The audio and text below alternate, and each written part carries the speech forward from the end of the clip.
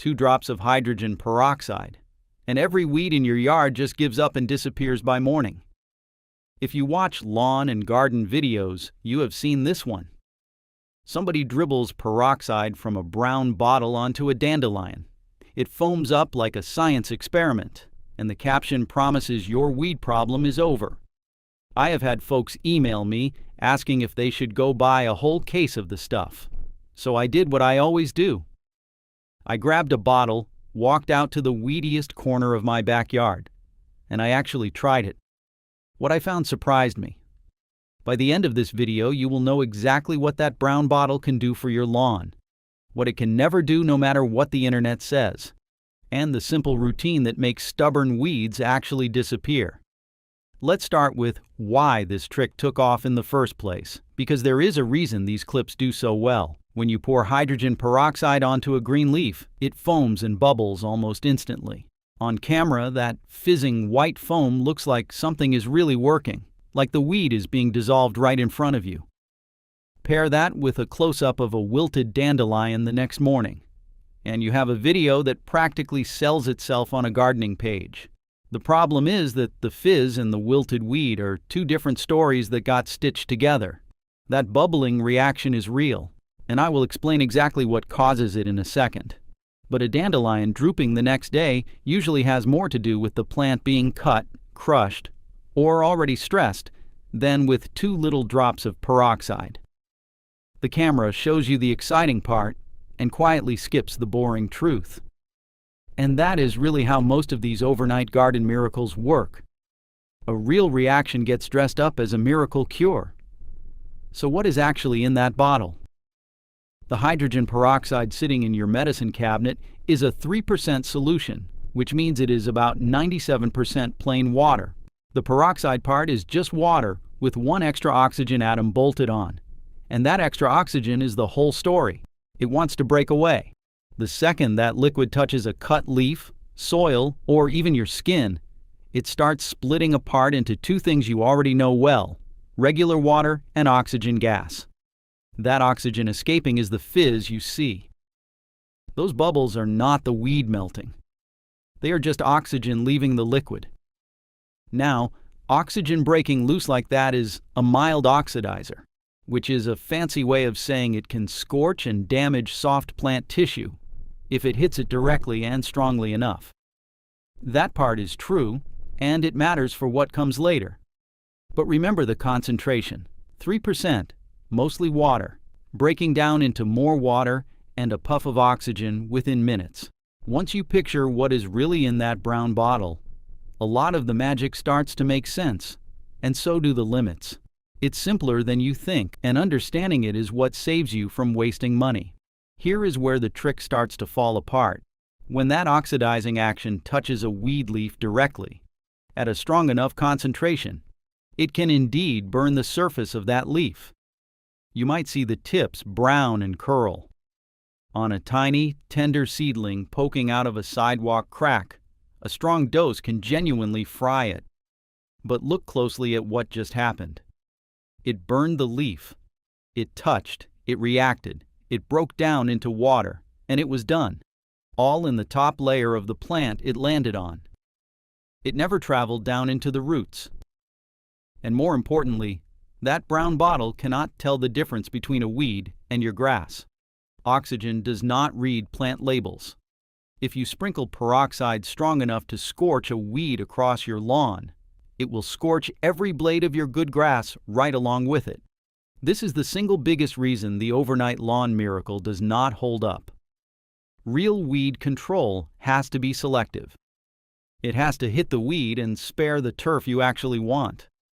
A splash of peroxide is the opposite of that. It is an equal opportunity leaf burner, and your lawn gets caught in the crossfire. And that right there, hitting the weed without wrecking your grass, is the exact problem I get asked about more than anything else. It is why I finally sat down and wrote everything I know into one simple guide called Larry's 30-Day Weed Kill Protocol. Think of it as the day-by-day plan I follow in my own yard. It walks you through how to spot the 7 most common lawn weeds, the right product to reach for on each one, and exactly when to put it down so it works instead of washing away. No guessing, no throwing money at random bottles off the store shelf. Just the calendar and the steps, written the same plain way I talk to you here. It normally runs $47, but for folks watching this it is only $17. The link is right down in the description, and that QR code on your screen will take you straight there. Go ahead and take a second, snap a picture of it with your phone, and you can dig in the moment this video is over. Alright, back to that brown bottle. So back to the promise. 2 drops, and every weed in the yard is gone by morning. Let's walk through it together and see why that just cannot be true, even though the video looked convincing. First, think about scale. 2 drops is a tiny amount of a liquid that is mostly water and disappears into oxygen within minutes. Your lawn has thousands of weeds spread across hundreds of square feet. A couple of drops cannot even coat one full dandelion leaf, let alone an entire yard. Second, think about the roots. A dandelion has a taproot that can run a foot or more straight down into the soil. Clover and crabgrass anchor themselves with tough, spreading root systems. Even if you scorch every leaf on the surface, that root is sitting safe underground, and in a week or two it pushes up fresh green growth like nothing ever happened. Burning the top of a weed without killing the root is just like mowing it. It looks gone for a day, then it is right back. And third, remember there is no selectivity. Anything strong enough to actually damage those weeds is also burning your lawn. So the overnight version is not real. But I do not want you walking away thinking that bottle is useless, because it genuinely is not. There are a handful of real jobs where hydrogen peroxide earns its spot on your shelf, and those are worth knowing. The first real use has nothing to do with killing weeds and everything to do with roots that are drowning. Plant roots need to breathe. They pull in oxygen from the little air pockets in the soil. When soil gets waterlogged, whether from a soggy, low spot in the yard, a stretch of heavy rain, or a potted plant that got overwatered, those air pockets fill with water and the roots start to suffocate. That is when you see yellowing leaves and a plant that looks sick even though you have been watering it plenty. Because hydrogen peroxide breaks down into water and oxygen, a diluted mix poured into that soggy soil releases a little burst of oxygen right where the roots are gasping for it. For an overwatered container plant or one stubborn wet patch, a weak solution of 1 part peroxide to several parts, water can give those roots a short breather while the soil dries out. It is not a long-term fix, and it will not turn bad drainage into good drainage. For that, you need to fix the grading or work some compost into the soil to loosen it up. But as a quick rescue for roots that are drowning, that fizzing oxygen is doing something genuinely helpful. This is the little kernel of real science that the miracle videos twisted into something it was never meant to be. The second real use is keeping things clean, and this one is quietly handy. That same oxidizing action that can scorch a leaf also kills a lot of the fungus, mold, and bacteria that cause problems for gardeners. If you start seeds in trays every spring, you have probably lost a batch to damping off. That heartbreaking thing where healthy little seedlings suddenly flop over and rot right at the base. A light peroxide rinse on your seed trays and pots before you plant knocks back the fungus that causes it. You can also wipe down your pruning shears and garden tools with it, so you are not carrying disease from a sick plant to a healthy one. Some gardeners give seeds a quick soak in a weak peroxide solution before planting to clean off surface mold and give germination a little nudge. And if you have a houseplant with a bit of surface fungus on the soil, a diluted spray can help clean that up. None of this is glamorous. It is not going to make a dramatic before and after video. But sterilizing trays, cleaning tools, and knocking back fungus is honest, everyday work that the brown bottle is genuinely good at. Trust me on this one. Keeping your equipment clean prevents more plant problems than any miracle spray ever will. The third real use is the closest thing to that viral video. So pay attention here, because there is a right way and a wrong way. Remember how a strong dose can fry a tiny seedling on contact? Well, that actually works on small young weeds coming up in the cracks of a patio, a gravel path, or the seams of a driveway, places where there is no lawn to worry about protecting. For that job, you would reach for a stronger horticultural grade peroxide, often around 27 to 35%, not the 3% from the medicine cabinet. And this is where I have to slow down and be a good neighbor about safety. That concentrated peroxide is strong stuff. It can burn your skin and your eyes in a hurry, so you wear gloves and eye protection. You keep it well away from kids and pets, and you never mix it with other chemicals. Applied carefully and directly to a young weed in a crack, on a hot sunny day, it can knock it down. But notice the fine print. Young weeds only, hard surfaces only, and direct contact only. The second you are talking about established weeds in an actual lawn, we are right back to the same wall. No selectivity and no reaching the roots. So let's put a bow on the peroxide question before we get to the good part. That brown bottle is a fine little helper for drowning roots, dirty tools, and tiny weeds on bare concrete. It is a genuinely useless choice for clearing weeds out of a lawn you care about. And the reason comes down to that one word we keep circling back to: selectivity. The entire art of lawn weed control is hitting the weed while leaving your grass standing tall and green. Every good approach, whether it is a product, your mower, or the way you water, is built around that idea. Peroxide simply has no way to do it. It cannot tell clover from fescue. It cannot travel down to a root. And it vanishes into water and oxygen before it could ever do lasting work underground. Once you understand that, you stop chasing the shiny miracle in the comments section, and you start asking a much better question. What actually makes weeds disappear from a real lawn and stay gone? That is the part nobody puts in a 15-second clip, because the honest answer is a handful of simple habits done at the right time. So let's get into it, because this is where your yard actually starts to change. The first real step, and the one almost everybody skips, is figuring out which weed you are actually fighting. Here's the thing. The fix depends entirely on the weed, and a whole lot of wasted money comes from spraying the wrong product at the wrong plant. Broadleaf weeds like dandelions, clover, and chickweed have wide, flat leaves and respond to one type of treatment. Grassy weeds like crabgrass and foxtail look almost like your lawn and need a completely different approach, often stop before they ever sprout.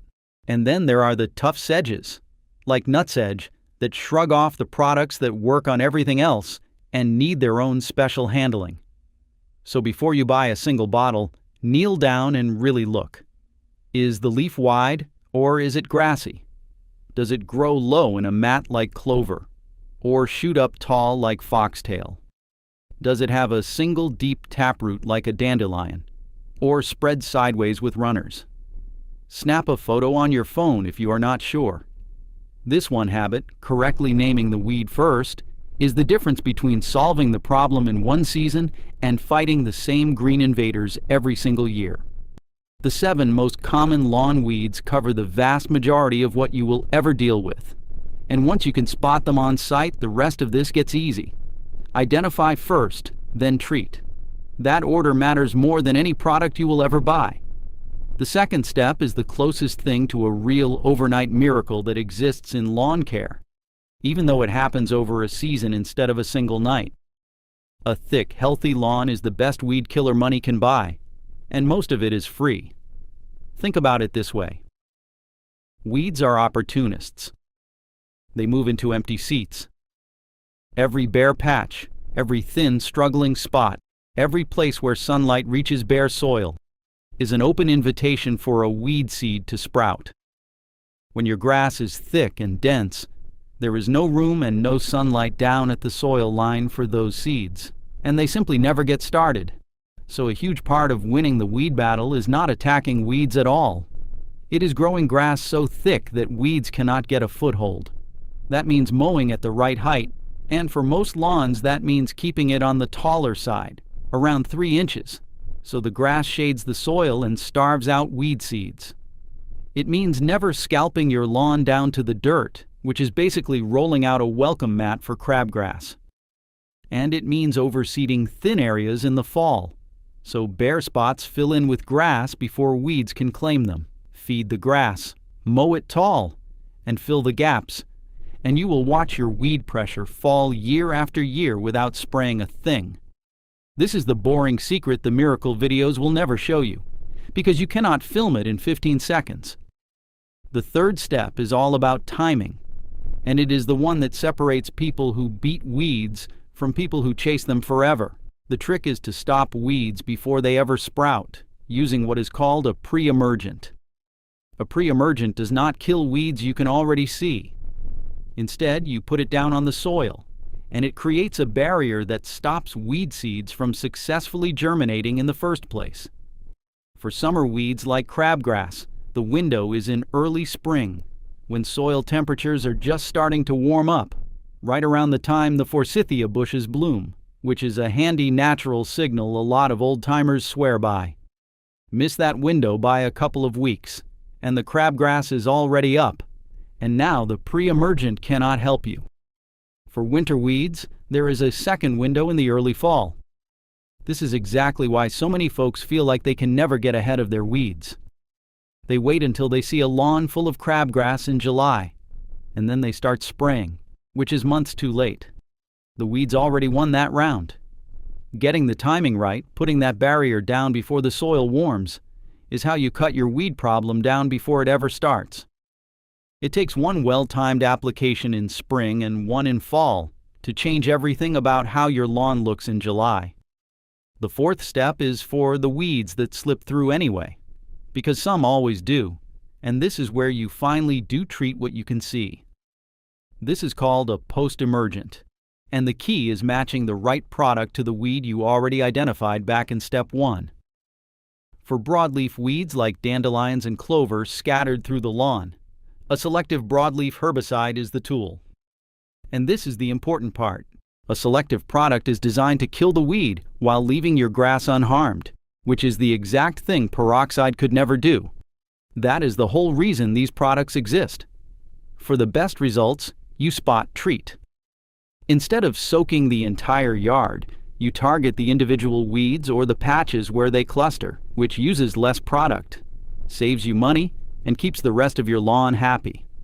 Timing matters here too. Weeds are easiest to kill when they are young and actively growing, in the mild weather of spring and fall, not baking in the heat of midsummer when they turn tough and stubborn. So you read the label. You pick a calm day with no rain and no wind coming, and you hit the weeds you have while they are still small. Right weed, right product, right timing, applied only where you need it. That is real weed control, and it is a world away from splashing a brown bottle around and hoping. So let's come all the way back to where we started. 2 drops of hydrogen peroxide, and all your weeds vanish overnight. The honest answer is no, and now you know exactly why. That brown bottle is a helpful little tool for drowning roots, cleaning your seed trays, and zapping the odd weed in a patio crack. And it deserves a spot on your shelf for those jobs. But it was never going to clear your lawn, because it cannot tell your grass from a weed, and it never reaches the root. The real fix is not a single magic drop. It is a handful of simple, well-timed moves. Know your weed. Grow your grass thick enough to crowd weeds out. Put your pre-emergent down before the soil warms. And spot treat what slips through with the right product at the right time. Do those 4 things across one season, and I promise you, next summer you will be standing in a yard so thick and green that you will barely have a weed left to worry about. It really is simpler than the internet makes it look. You just needed somebody to tell you the honest version instead of selling you a miracle. And if you want that whole season mapped out for you, day by day, so you never have to guess about timing or products again, that is exactly what Larry's 30-day weed kill protocol gives you. It is the same plan I use. It shows you how to spot the 7 weeds that cause most of the trouble, And right now it is $17 instead of $47. Here is the honest urgency. Weeds run on a calendar, and every week you wait to get your timing right is another week they get ahead of you.